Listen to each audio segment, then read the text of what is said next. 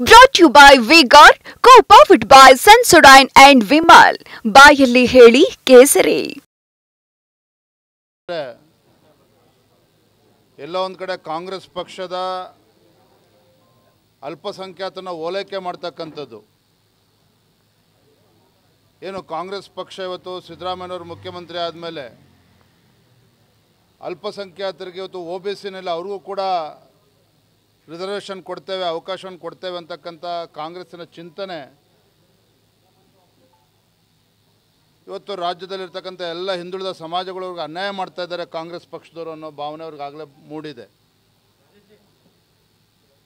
ನರೇಂದ್ರ ಮೋದಿಜಿಯವರ ಜನಪ್ರಿಯತೆ ಅಂತೂ ದಿನೇ ದಿನೇ ಹೆಚ್ಚಾಗ್ತಾ ಇರ್ತಕ್ಕಂಥದ್ದು. ನಾಳೆ ದಿನ ಬೆಳಗಾವಿ, ಉತ್ತರ ಕನ್ನಡ, ದಾವಣಗೆರೆ ಮತ್ತು ಹೊಸಪೇಟೆನಲ್ಲಿ ಮೋದಿಜಿಯವರ ಒಂದು ಪ್ರವಾಸ, ಬಹುಶಃ ಇದರ ಪರಿಣಾಮ ಮುಂದಿನ 14 ಲೋಕಸಭಾ ಕ್ಷೇತ್ರದ ಮೇಲೂ ಕೂಡ ಪರಿಣಾಮ ಬೀರ್ತದೆ.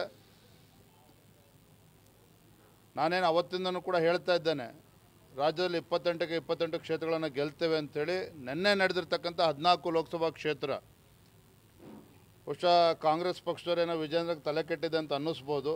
14ರಲ್ಲಿ 14 ಕೂಡ ಗೆಲ್ತಕ್ಕಂಥ ಒಂದು ಒಳ್ಳೆ ವಾತಾವರಣ, ಮಾಹಿತಿಗಳು ನಮಗಂತೂ ಬರ್ತಾ ಇದೆ.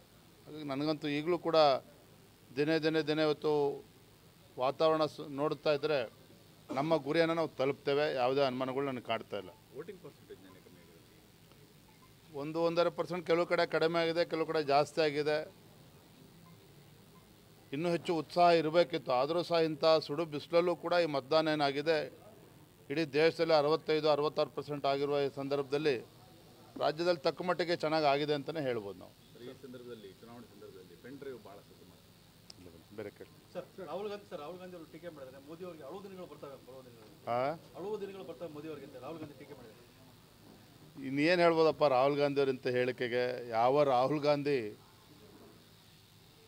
ಅಮೇಥಿ ಅಂತ ಕ್ಷೇತ್ರದ ಜನರ ವಿಶ್ವಾಸವನ್ನು ಕಳೆದುಕೊಂಡಿರ್ತಕ್ಕಂಥ ರಾಹುಲ್ ಗಾಂಧಿ ಕೇರಳದ ವಯನಾಡು ಲೋಕಸಭಾ ಕ್ಷೇತ್ರದಲ್ಲಿ ಅಡಗಿ ಕೂತ್ಕೊಂಡಿರ್ತಕ್ಕಂಥ ರಾಹುಲ್ ಗಾಂಧಿ. ಯಾಕೆ ವಯನಾಡು, ಕೇರಳ ವಯನಾಡು 70%ಗೂ ಹೆಚ್ಚು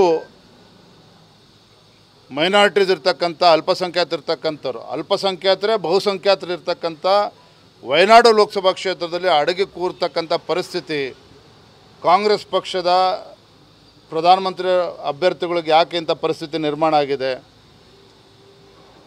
ಸ್ವಾತಂತ್ರ್ಯ ಬಂದಾಗಿನಿಂದಲೂ ಕೂಡ ಸತತವಾಗಿ ಅಮೇಥಿ ಜನ ಗಾಂಧಿ ಕುಟುಂಬಕ್ಕೆ ಆಶೀರ್ವಾದವನ್ನು ಮಾಡ್ತಾಯಿದ್ರು. ಅಂಥ ಅಮೇಥಿ ಮತದಾರರು ಇವತ್ತು ಯಾಕೆ ಕಾಂಗ್ರೆಸ್ಸಿನ ಮಹಾನಾಯಕನಿಗೆ ಧಿಕ್ಕರಿಸಿದ್ದಾರೆ? ಇದನ್ನು ಮೊದಲು ಯೋಚನೆ ಮಾಡಲಿ.